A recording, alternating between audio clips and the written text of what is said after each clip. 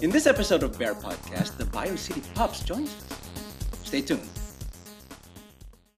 Bear Podcast 558.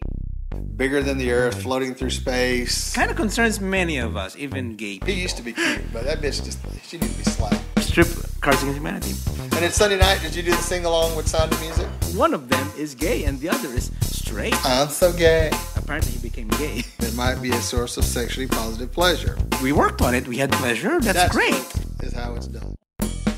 Welcome everyone to Bear Podcast. I am Nard. And I'm Ray. And welcome to episode 558. It is a Tuesday, March 3rd, 2015. Yes, and it's a sad week. It's a sad week because our beloved Leonard Nimoy died just a few days ago. Yeah, live long and prosper. Well, he didn't. We did live long. I mean, he did live long. That's pretty good. So yeah. Can you do that? Can you do your hand thing? I did. See, Ray has a problem doing the. I have to move one finger. I have to separate them. Once it's separate manually. Yeah. He has to separate his fingers. So, and then they start to slow back, and then I have to force them back apart again. So, yeah. There you go. So anyway, Leonard Nimoy died at 83. Something pulmonary. Yeah. He's been suffering it. And I guess he won't have any more cameos for future Star Trek movies now. Nope. So it's really sad. Very sad. Yeah. And it's just, it's really a sad day for the cinema, for sci-fi, for all sci-fi fans. It's a sad day for Star Trek universe. Yep. Because all that's left now is Uhura, Sulu, and Shatner, and Chekhov. And Chekhov, that's yeah, right. Chekhov's still right. Chekhov's the baby of all of them, I think. Yeah, I think he's the youngest, yeah. I think he's the youngest, so yeah. Okay, so rest in peace, Leonard Nimoy, Mr. Spock. That's right. Okay, so let's do some weekend updates. Weekend updates. What'd you do? What'd you do? I went to the it's a tournament last Sunday, and it's just a fundraiser. I don't even remember. What kind of tournament was it? The softball tournament. Oh, softball. Oh, yeah. However, it was raining so hard, and I would look at the website of Houston Sportsplex. They won't call it rained out.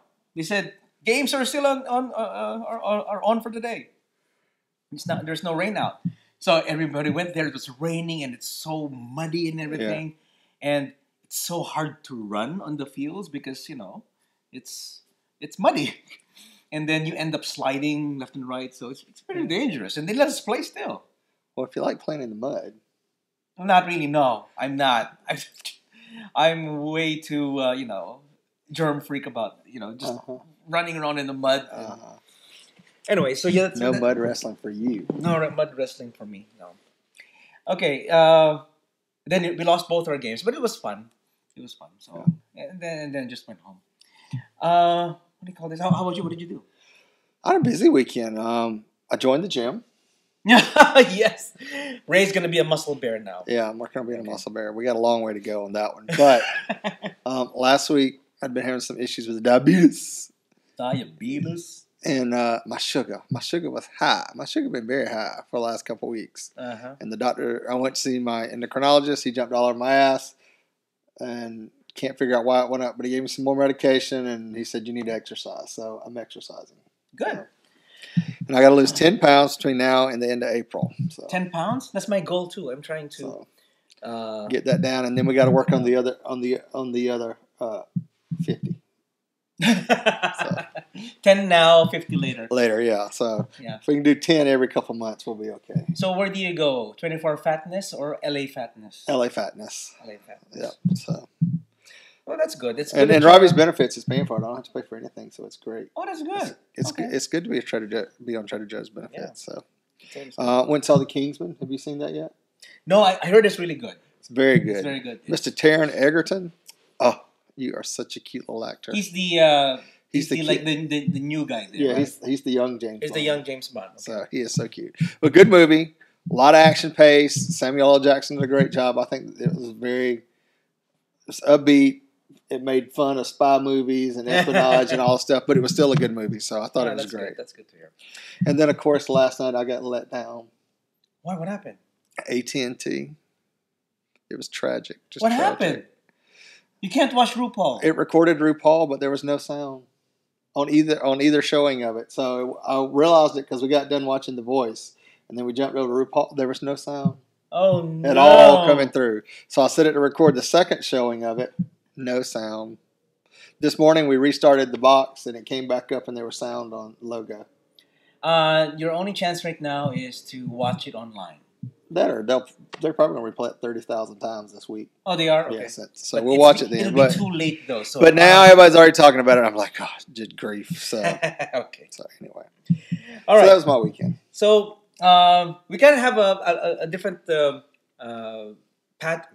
format today because we're going to have some guests, but we'll talk about it later. So we're kind of move things around. So we're going to do the gay, the geek, and the bizarre right now. Okay. So go, Ray, with the gay. The gay is Opposites Attract study reports zero HIV transmission. Interim results for the Kirby Institute's Opposites Attract study has reported zero HIV transmissions between men in serodiscordant couples, where one is HIV positive and one is HIV negative, where the positive partner has undertaken treatment and has an undetectable viral load.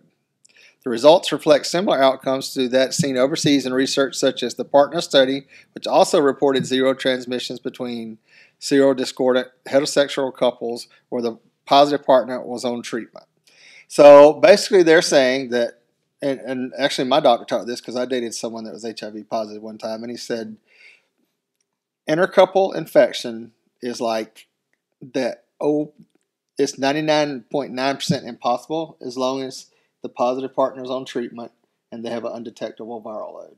Okay. And he said, every couple that's been one HIV positive, one HIV negative, and the negative one becomes positive, it's because that one's went out and was having extramarital affairs and got it from somebody else, but they didn't get it from their partner.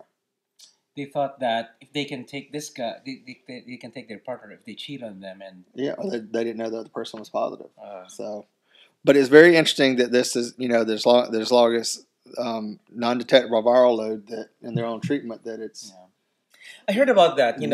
Next to zero transmission rates. I mean, it's there, but you still have to be. So also for heterosexual couples, if the guy is HIV positive but undetectable, he can have sex with his wife and have babies. Yeah.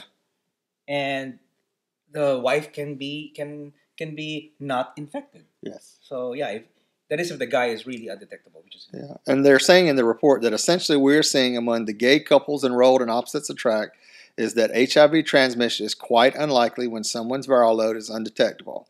In fact, no HIV negative man in the study has contracted HIV from his positive partner. So that's kind of good to hear. So that's a plus. That's a plus. And then what if, let's say, they're both in treatment? The HIV positive guy is having treatments, while the one is negative is taking PrEP. Yeah, could work. It could be even more. It can work even more. Yeah, they're saying that the risk of transmission could be anywhere between 0 to 4.2% per year, with a very small chance that the per year risk could be higher than 2.4. And that all depends on lifestyle, taking your medications correctly, drugs, alcohol, and how that affects your body, and genetics. I mean, the biggest thing with most people is genetics. So, but that was a pretty good study, I think, and that's the same thing I learned when my doctor told me, and I think Julio, who was on here last week, has also said the same thing. That you can be, with low viral loads, and if you're undetectable, you should be good. Okay. That's good to hear. Okay, so should we move on? Yes, on to the geek. Okay, we're going to do the geek. And I know you guys probably watching this have this device on your probably. Devin's wearing a watch right now. It's one of those, wearable computing things. I think he uses that as his cock ring, doesn't he? He uses a Pebble for a cock ring? I think. Okay. Cock ring, I think. All right. Okay, so Pebble introduces a premium steel version of its color smartwatch. So it's now colored. Why you gotta be all racist? It's a racist portable computer. Okay, so it's only been a week since Pebble introduced. This is what I hate about Android. It's really unstable. Okay, it's only been a week. That's why I have the iPhone 6 Plus now. I know. Since Pebble introduced Pebble Time, its second generation color smartwatch and it's already a new version of it up for grabs. Today at Mobile World Congress, the company has just announced Pebble Time Steel, a premium all-metal iteration of the Time. Yeah, there's Pebble Steel now, Time Steel. So indeed, the entirety of the Time Steel from the bezel to the buttons is made out of stainless steel and is available in silver, black, and gold finishes. It has the same dimensions as the Time, but about 1 millimeter thicker. That isn't so bad, especially since the Time Steel apparently has a long battery life of up to 10 days instead of 7. Wow. All these wearable devices. As if that wasn't luxurious enough, when you buy a Pebble Time Steel, you'll get 2 straps, a stainless steel band plus a leather one. Okay. So, Ray, are you interested with these watches? Nah. No, not at all? I haven't wore watches in years. Ever since I got a cell phone, like an iPhone or something, I don't wear watches anymore. Yeah, me neither. And I've gotten a couple nice ones, and I keep them, but I just don't ever wear them because I haven't worn them. Mainly because I'm hell on them, because I beat stuff. I run into stuff and hit it all the time. So I used to destroy watches pretty quick. Yeah, I myself, ever since I got a phone, I never used a watch myself because now all I got to do is hit the button. Siri, what time is it? That is so lazy. You just press the button and see the time on the screen. You have to ask Siri. Good God. I just need Siri with a little more ghetto black woman voice, and it'd be set. What you talking about, Willis? It'd be nice if it's a Yoda voice or something. Yeah. All right, let's go to the Bizarre Ray. Okay, Bizarre. Now, Maynard asked me, why'd you put this into Bizarre? This is a gay. Yes, it's a gay thing, but the whole storyline is closeted gay teen. Today, I discovered my homophobic dad is using Grindr. So how bizarre is it that you'd find your dad on Grindr? Yeah, it is bizarre. So I'll read the article because it's kind of short. So a closeted gay teen made a shocking discovery while going through his father's phone. The teen, has been using the gay hookup app Grindr. The teen writes, found out that my homophobe dad has Grindr on his iPhone when he asked me to go fetch it from the car. I'm still closeted, denial, curious, so I know what Grindr is, even though I don't have it myself. This makes it so much more confusing for me. And this was on Reddit that he put this out there. Mm-hmm. So, a closet, and he put, hang on, I got myself confused now, sorry. But anyway, he put it out there on Reddit asking some questions. And here's some words of wisdom that came out from this. A closeted married gay guy on Grindr might have some intense homophobia going on that he could take out on the queer kid in his care. Tread carefully. IMO coming out before moving out is a bad idea in a situation this complicated. In my opinion. In my opinion. Oh, sorry. Yeah. I was like, what is a medical term doing here? But it's anyway, not a medical term. My dad was extremely homophobic before I came out to him when I was 18. He ended up doing a total 180 after going to therapy and eventually became the president of our local P-Flag chapter. Wow. Good for your dad. That's awesome. He later told me that he was bisexual and admitted that his homophobia was due to his own self-hatred around being bisexual. It completely blew my mind at the time. I'm telling you, he was the worst homophobic asshole. After accepting myself for being gay, I hated him for a long time for how homophobic he was. It took him a few years after I came out, but it was the best possible outcome I could have hoped for.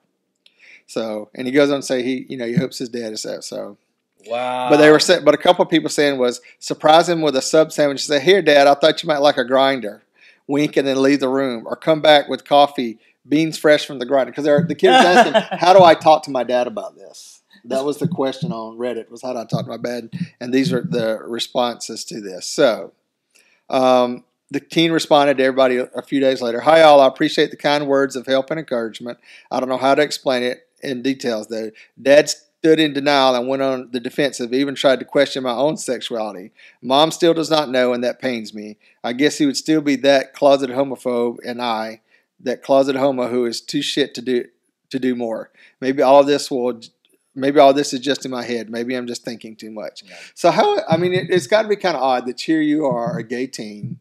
And this the dad's probably our age. I'd assume if the teenager is at this point, he's got to be the same. So the dad's probably bisexual. He has problems with it, but he can't fight there just so he hooks up on Grindr. Yeah. And then all of a sudden, but what if the teen had been on the app and the father would have saw him? And then they end up hooking up. No, that only happens in porno movies. No, that's only in porn. Okay. And fan fiction. Gay fan fiction. Especially if one says, I'm gonna. In a nifty I'll be in a hotel. chapter, huh? Wait, I heard this story before that somebody kind of accidentally hooked up with his dad. Like it's anonymous on Craigslist, something like that. And then he was in a hotel room. And then next thing you know, the one coming in was his dad or his uncle or something like that. Sorry, son. Something like that. Yeah. I don't know. I remember a story like that some time ago. Yeah. So I think it's creepy. I think it would be kind of odd. I mean, I know father sons who are gay and they're both out. Yes, I know. So I mean, I'm sure sure it's laughing like, oh, Dad's on Grindr again, trying to hook up. Welcome to BearPodcast, and tonight we have the Bayou City Pups with us. Did I get that right? Yes. Okay, good. All right. Yes. We're here to talk about pup play, mainly because it's kind of a trendy thing, I think is what somebody said earlier. It's trending? What? It's trending on Twitter? Well, it's more of a trending thing now than it was 7 years ago when somebody approached me about pup play and I had no clue what the hell it was. So, but first now there are resources. Oh, yeah, that's right. First, we should introduce them. Yeah. Well, give me a second. Okay, all right, okay. Maynard. Okay. It's my segment. Oh, it's your segment. Okay, go ahead. All right. Whoa! The cat fighting my God. Started. I'm just the one. People wonder how pup play starts. It starts with being catty. So anyway, that's what brought this up. And these guys, y'all just formed what? How long? It was what, back in the fall? Yes, in September. In September. Okay. So, well, introduce yourselves. Since Mayor pointed that out. Okay, I guess I'll start. My name is Chip, but my pup name is Rok. And I've been a pup for about 19 years. And I'm the treasurer of the Bayou City Pups. And I'm going to pass this way first. I'm Pup Chip. I've known I was a pup for about 7 years or so, and I'm the founding secretary of Bayou City Pups. I'm Pup Tank, and I am the founding vice president of the Bayou City Pups. I've been a pup for a little over 5 years. I was also a founder. Pup Andrew, uncollared at the moment, and I actually am more of a self-realized pup recently. So it's been about 6 months. Oh, wow. And I am pledging for the Bayou City Pups at the moment. Oh, we may let him in. That explains a lot. Yeah, he's here out of, I guess, necessity. Because you were forced. Yeah. All right. So tell us what the viewers. If I'm just Joe Blow off the street, what in the hell's pup play? Yeah. What is pup play? All right. So for those of you who don't follow our Facebook page, we actually are going to be doing a class on this in March. But to kind of give it the simplest answer I can always give is, did you guys grow up with pets? Yes. Okay. Did you grow up with dogs? Yes. Okay. Did you ever have that moment when you were a kid where you played with your dogs and like romped around and threw the toys with them and kind of barked at them and they barked back and you went around with dogs? Okay, imagine that as an adult, and not just because it's fun, but because similar to some people identify it as like a spirit animal kind of thing. Some people say it has to do with energy. Some people say it has to do with just the way that you identify. Now, that also translates into the romping around, the running around, and things like that. But then there's also a sexual side to it as well. For some people, not for everyone. Okay. Some people keep it completely within the realm of like running around and playing as a pup. And some people take it into a sexual fetish as well. So it really depends on each individual pup. And I have to say the pups are probably the most all-encompassing group of people within the fetish community, because we have rubber puppies, leather puppies, any of that puppies. We it spans the gamut. But slave puppies, non-slave puppies. Just if because there's your pup doesn't mean you're a sub. If there's an identifier, it's also a puppy. Right. Yes, you can be any of those things, but it's really just more about a mentality and the overwhelming urge to have that breakout moment of what we call puppy headspace, where you kind of lose that human side to yourself for a few minutes, sometimes longer, and just have fun. And yeah. Steal the mic. Take it Play away with toys. I do have a question. So, is it like when you're going to play? It's going to be like somebody's house. It's going to be an agreed place. Or how does it go? Give me. All right. Okay. It's can be all of the above actually. Most of the time, it's pre-planned out at someone's house or a private space. We do our moshes at the Ripcord, so they can be anywhere. What's a mosh? Yeah, mosh. explain what's a mosh. Okay, I only had one kind of mosh, so at concerts. not that type. Not that type. Almost the same, but It's almost all the same. fours. Think that with dogs. Oh, I Yes, like with that. dogs. Okay. Yeah. Only not bio dogs. Pups. Okay. What? We're talking about mosh. Oh, okay. Okay. At the Ripcord.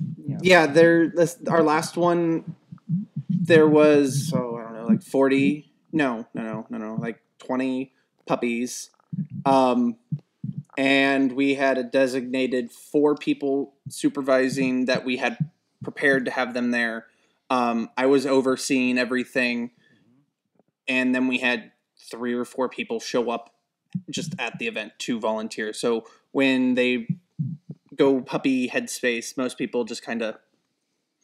This one becomes a greedy little thing that steals all the toys and won't let anyone touch them. But at the same time, it's a very vulnerable thing, so that's why we have the people to oversee and make sure that everything's okay. Because when I go puppy, I cease thinking like a person, so that's not fair. That's not fair. That's interesting. So you do have designated places. You ahead of time you do that. If you're looking to do a scene of some sort, definitely. But I think, especially for a lot of us, we have pup moments. I mean, I'll bark at cars when I'm stuck in traffic and I'm pissed at them. It's just kind of an outflowing of part of my personality, of who I am. It is a component of my being. It's not necessarily I'm a pup here and I'm a human here. There's kind of this gray area where, I mean, when we're out and about, not in a puppy context, we'll even howl and bark, and that's ways that will show excitement or applause or any number of things. Interesting ride home because of the full moon. I already noticed it on the way up. Oh, really? We have a It's not quite full yet. So what are the terms in puppy play? I know there's like puppy, trainer, handler. What are some of the... Who are the actors? Not actors, but who are the involved people? Sorry, involved entities. I don't know what to say. Oh, there we go. You can go. There you go, Andrew. Give him the mic. If you get it right, you get good points. Oh, yeah. I'm taking all the bones away first. I'm taking the bones away first. If you get it right, you get 1 bone for each one you get right. All right. Well, I think when you're talking about the roles that people play within the community for that, and I think it just depends on your relationship with that person as well. So there's puppy and handler. Then you also have there could be a group of puppies as well. There's alpha. Then you have beta. And there was omega, correct? So you have those like a hierarchy within a pup group as well. When you're within a bunch of puppies, and then you also have a handler that can take over multiple puppies or just one puppy. Okay. So, and within our community, we have a little mix of everything. So. And very much the thing that it always kind of comes back to is imagine and then we call them bio dogs, the real 4-legged canines that you have as pets. The real one. Anything you would see a bio dog doing or a pack of wolves doing or something like that, that pretty much translates into the pup lifestyle. It's almost like role playing in many ways. Mm-hmm. Of taking on that persona mentality. And so you, like you're referring to, you have your alphas and your betas like you would have in a normal pack. There's kind of a pecking order, and it's not even necessarily a sexual thing. It's just kind of where you fall. Let me guess who the omega is right now. Oh, That would be correct. okay. So the kind of a last of the pack or something. Now, we also want to make sure that people don't confuse this. This is not bestiality. No. Okay. That is called not. pet play. Biggest misconception ever. Yes. That is pet play, not puppy play. No. Totally different. That's right. That's a whole different genre on the X2 video track. Tune in next week. But actually, Depending on which Tumblr you subscribe to. you just asked. Can you repeat yours? Short attention span. Oh God, I forgot. I About the, Squirrel. about the What? What? squirrel? Come on, Ray. You even getting in a rabbit hole. Oh, Omega. Omega. Explain Omega. It's what a lot of people like to say that it means is that it means slave, but that's the furthest from the truth. Omegas are sometimes yes. Omegas are normally the hardest working members of the group. Oh, okay. They do a lot of things, and they normally do things that we don't have time to do because we're doing other stuff, or if we just really want to be evil and say, I don't want to do this, you do it. Oh, okay. Somebody has to clean up the piddle. It's like a fraternity. Well, that's his job. But it's also not just doing things. It's also a mentality thing, because a lot of times Omegas are the people who are just now getting into it and learning and starting to really explore this side. So they take on more of like think about it like in corporate America. When someone gets hired in, a lot of times, think about an Omega as like the intern. Yeah. Okay. They don't know the workings of the company. They don't know how things are going. They get pulled in as the intern first, and then they, continue to grow and learn. And they may go from Omega to Alpha. They may go from Omega to Beta. But it really has to do with like a almost unseen pecking order of people who have certain types of personalities. Whether it's dominant personalities or dominant work ethics or things like that, it kind of creates that structure. Okay. So you talked about alpha. You have an omega. It's explained, and you have an alpha and beta. So what is the difference between the alpha and the beta? Well, Me and him. No, but he's an alpha too. But That's actually not true. But no, so there's a couple of different definitions around alpha and beta. So when you look at alpha and beta in a pack mentality, it usually has to do with the person who is, really kind of guiding everything is usually the more alpha persona. okay. Think of them in corporate America like the manager. All in a right. way. Okay. And then think of the betas as like the, assistants. They're They're people who betas. Okay. yeah, they're kind of like the secondary, in command kind of thing. Okay. They have both more assertive traits and more recessive traits. Yes. And they're kind of the, go out and do a lot of work people as well when you talk about task-driven things. But then when you talk about relationship structures, there's alpha and beta as well, which translates more towards the more dominant persona, the more submissive persona in certain aspects. So, for example, like we're partners, but I am his alpha. Okay. But he also has a beta. Oh, okay. So I'm his handler. And he's my handler, and I'm his handler. Oh, yeah. Okay. If you're not confused yet. So you handle it. You kind of handle each other. All right. Exactly. Okay. More ways than one. Yeah. Yes. That's right. It's like, what do you call that? Airplane skiing. Yeah. So during the mosh, you're doing a mosh. What is the attire? Wow, that depends on the venue. I say we That give it to the depends on the venue. secretary to give us a politically correct answer. All right. Okay. Proper attire is set by the organizing entity that is putting together the mosh. Oh, okay. And the venue. And the venue, and the state in which you're in, and the municipality, and all the legal laws. Some moshes have a much more higher sexual connotation than others. Some moshes are fully clothed, and again, and one other caveat we should throw out there, pups are not furries, necessarily. But think of like a furry cuddle pile. That could be a version of a mosh. Think of a giant pup orgy. That could be a mosh, and anywhere in between. So a lot of times you'll see pups wearing tails. It might either be butt plugs or strap-ons. You'll see pups in harnesses, you'll see pups in jocks, you'll see it really kind of bodysuits. yeah. As long as it's soft and not restrictive and doesn't have hard surfaces to injure someone, it's pretty much acceptable. And that's really the biggest thing in a mosh is safety has to come first, because when you kind of get in pup headspace, you just start having fun and kind of lose focus on everything, like the fact that you might have blood pouring out of your mouth or something like that. So I was not pointing fingers. I am, but he is. It's not my fault. But things like that happen because you're doing more canine type things, which canine bodies are built for and human bodies aren't necessarily designed for.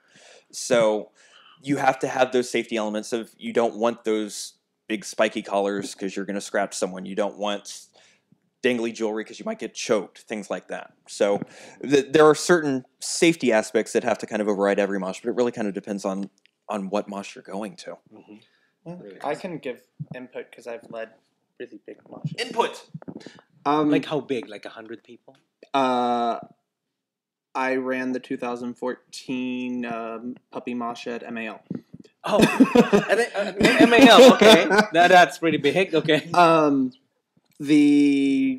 What we required was we had to adhere to DC standards, so you could not have exposed genitalia. You had to have at least a 1-inch strip of cloth covering your anus. Okay, so it's like Texas law. Yeah. Yes. That was all that we had to meet. We added on top of it of no sharp pointy anything. If your collar has studs, it had to be removed. If you had a really long, obnoxiously large chain, and I don't say that as a bad thing, it's when you're in a mosh and they can fling, you can get caught and choke, or you can smack people in the face with it. And it's really bad. The one thing that we always push is no hard-toed shoes or hard sole. So at a leather event, what's everyone wearing? Combat boots. Yeah. And they have to come off. It's kind of awkward, you know, leather and everything, then you're barefoot, I guess. Well- People who are not ready. well, most people who go to a puppy mosh come prepared. Oh yeah, They you gotta have to come be. they come with whatever they're going to be wearing. They might not have it on when they get there, but they'll change before they come into the mosh. And explain kind of what the setup is, too, with the mats and gates and stuff like that. Chaos. Pure chaos. In a good way.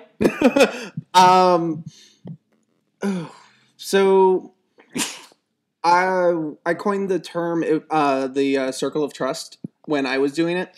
And what that was, we set up however many mats we had in a designated area, and then we put a ring of chairs around it for only handlers. If the handler had their puppy in the mosh, were allowed to be in that area. So that way all puppies knew that the people around, that were sitting in the area were people that you could trust and go up to if you needed something. All the observers had to stand on the outside. They could still watch, potentially interact if they bent over and stuck out their hand, but then it was the puppy's choice on whether or not they wanted to interact with that person, because they could look at you and just go, mm-mm. Wow. And they didn't have to worry about you walking up and grabbing them. Wow. Okay. I'm curious about something. Is there any kind of simulated fights, or fights, Yes. or real fights? I don't know. I wouldn't You mean the say... softcore porn that they put that happens all the puppy time. play? So we That happens all the time. Yeah. Okay, so I'll address this as two separate things. One, which is something that I don't agree with, and I don't think anybody in our little panel agrees with, but they actually do have a human puppy version of dog fights. Okay. I was just thinking about That it. is... There is one. Okay. So that does exist. There's everything. There's Yeah, everything. there's everything. It does It's frowned exist. upon. It is frowned upon because you really shouldn't try and exploit your puppy, who honestly, when you're in puppy headspace, you're probably in the most, you're probably in one of the most vulnerable states that you could possibly be in, because you become innately trusting of a lot of people very easily, just like a lot of dogs are. And manipulating human pups into that, I don't necessarily recommend, although it is for some people, and that's fine. But we do, when we have moshes, we have territory wars. There you go. So Case in point, this one, everything becomes his. He puts it in a corner, he stands over it, and bullies everyone away from it. Oh, wow.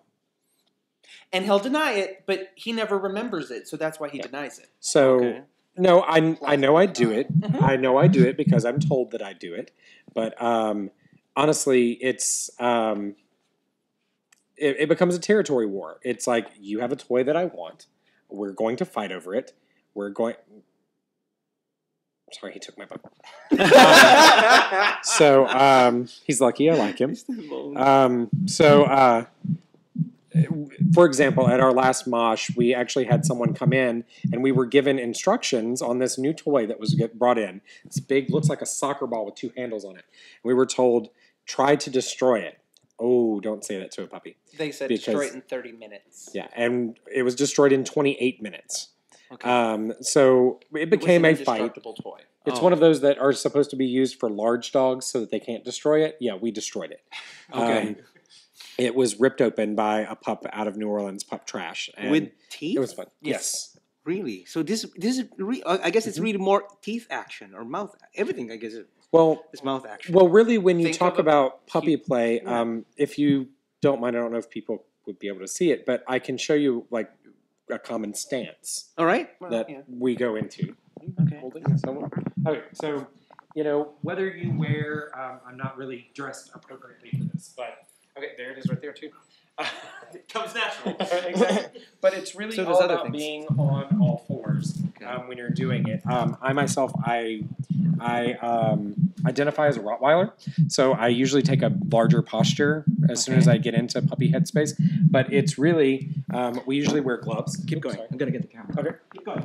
But we usually are wearing either some sort of a glove or a mitt or something like that to protect our knuckles or our hands, and then we go down into either a fist position or we go down into a paw position, depending on what we're doing. If we're just standing, it's usually like a paw position, but if we're going to be running around, it's usually fists because it's easier on us. But our toes usually kind of tuck in behind us, kind of like ballerina feet almost, which is another reason for soft-soled shoes. And you basically are in this position, and you run around and you play tug of war. So, I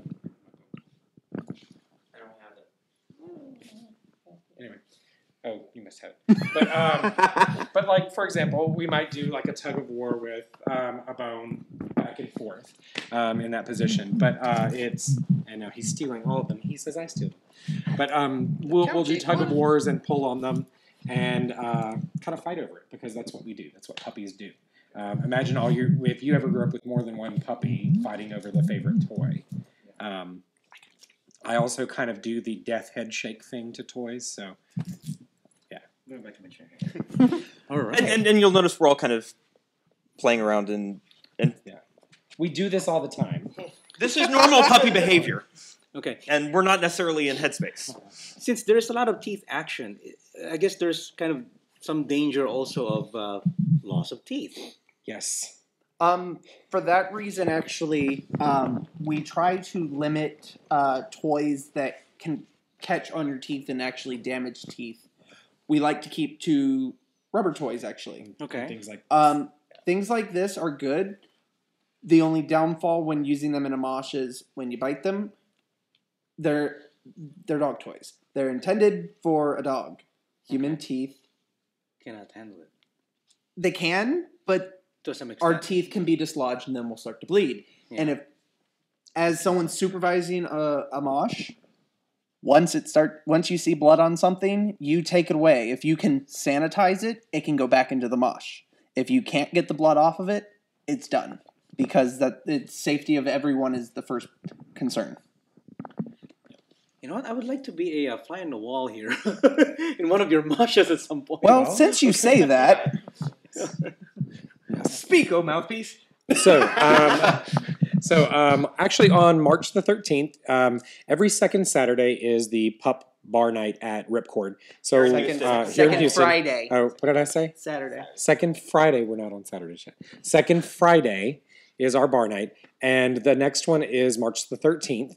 And we will actually be doing a puppy mosh. So anybody that wants to come out and see what it's all about is very welcome to come out.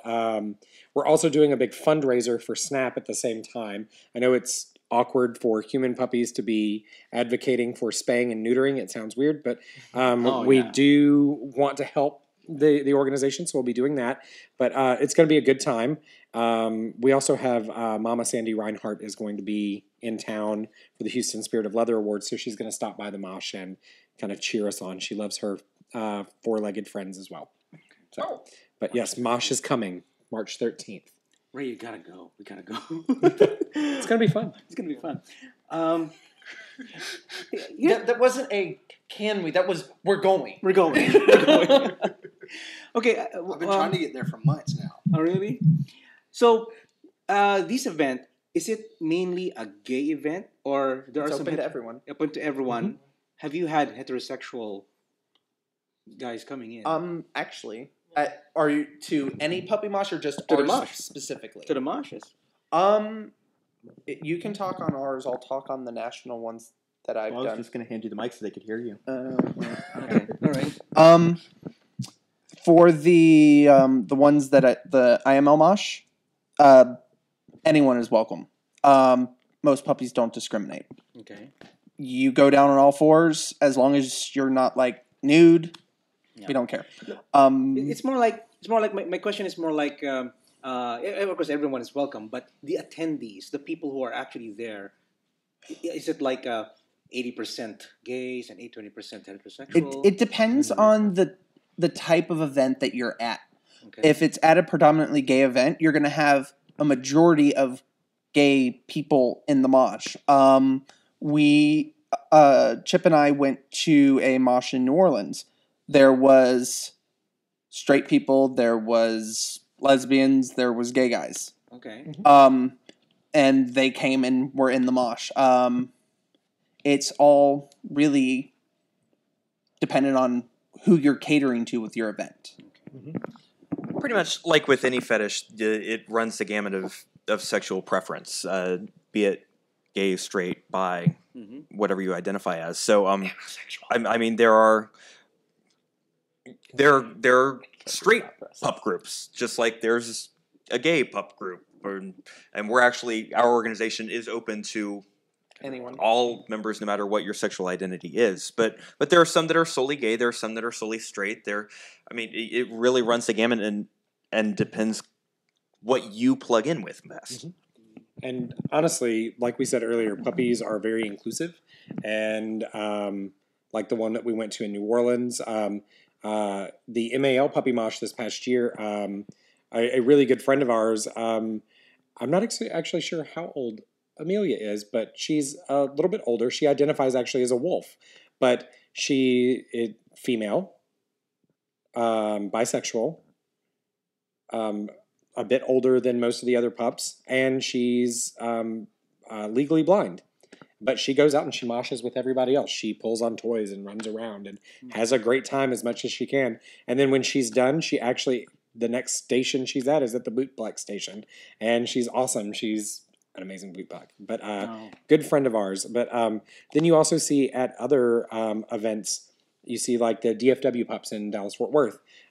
They have gay members, straight members, bisexual, transgender, everybody. It runs the full gamut.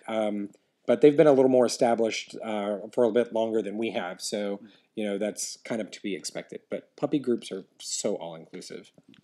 So I was thinking about the handlers at that point for a heterosexual group, heterosexual, I should say couple.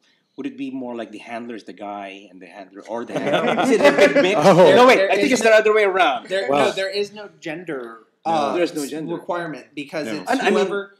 Like we said, like if a puppy if there's any form of identifier to the person in the leather world, the kink world, whatever, they can also be a puppy, and they can also be a handler. Well, a lot of people tend to do both. Like if their partner's also a puppy, they'll be like, "You go puppy, I'll be handler," and they'll switch on and off. Okay. Mhm.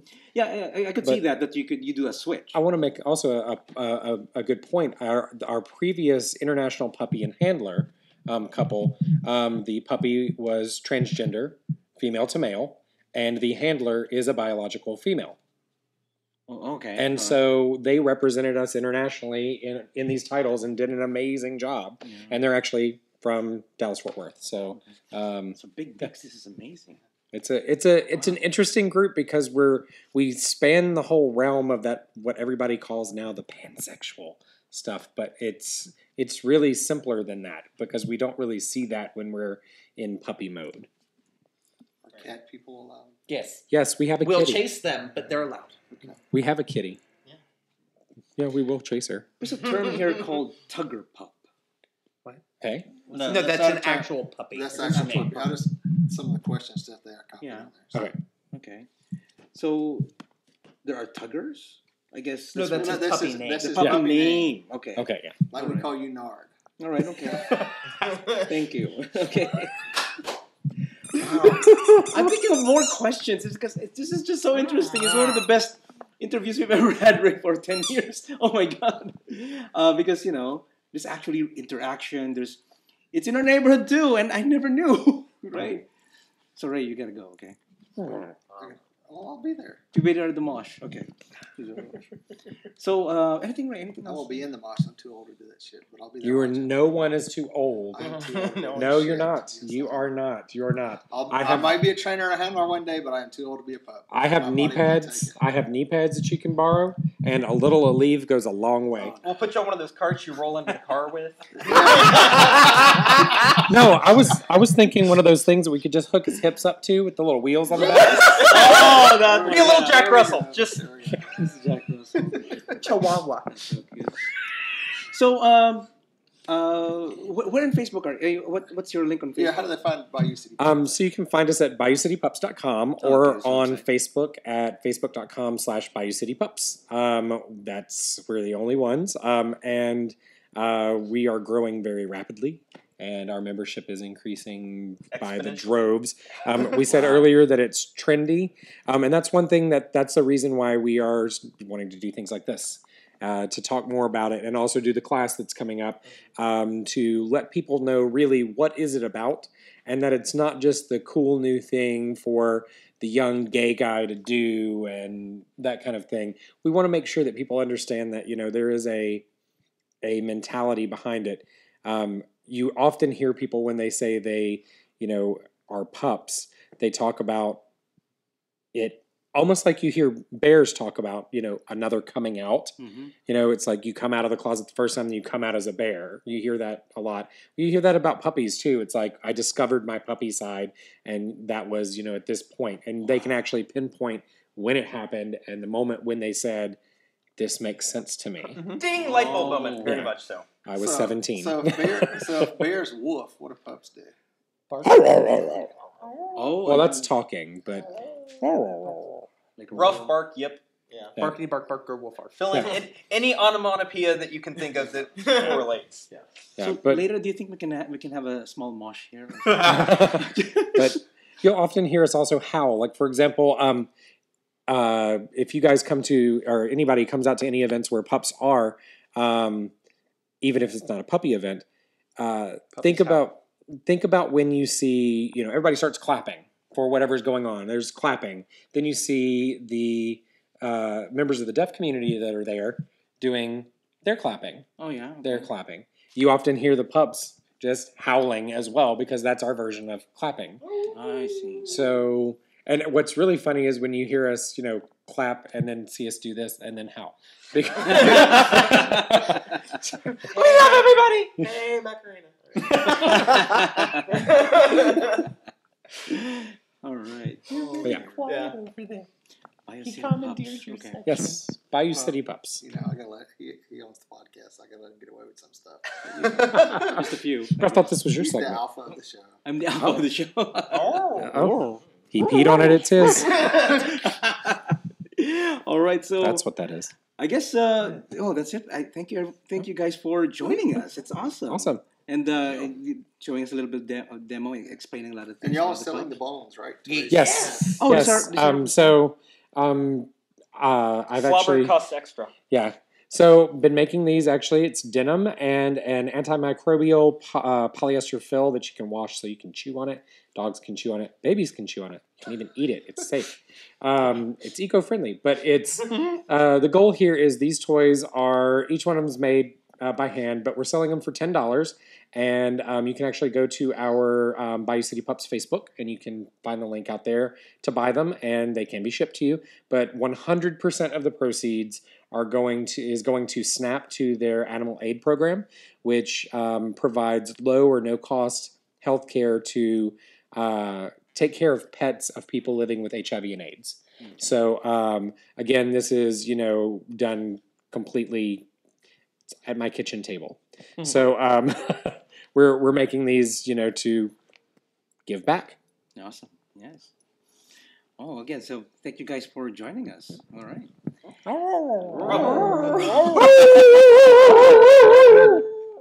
Okay, so I guess that concludes our show. Thank you everyone for watching or listening. If you want to contact us and questions. Oh, I like that hat. I didn't know it's a hat to a mask. Mm-hmm. Okay, so you can contact us.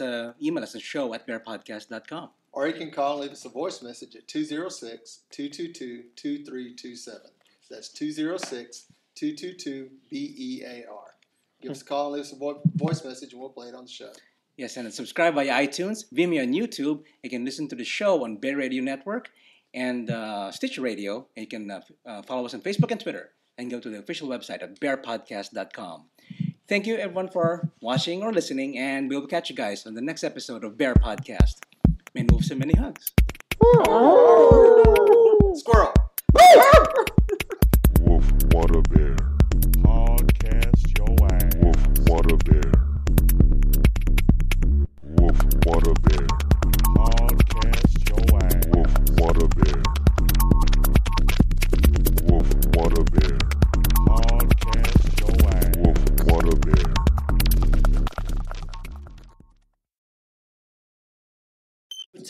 Boots and pets. Yeah. Oh, hell. Oh no. Okay.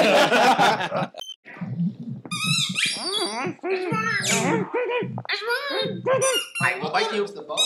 And I was like, you put No, but we all do actually have toys and stuff. Victory is mine.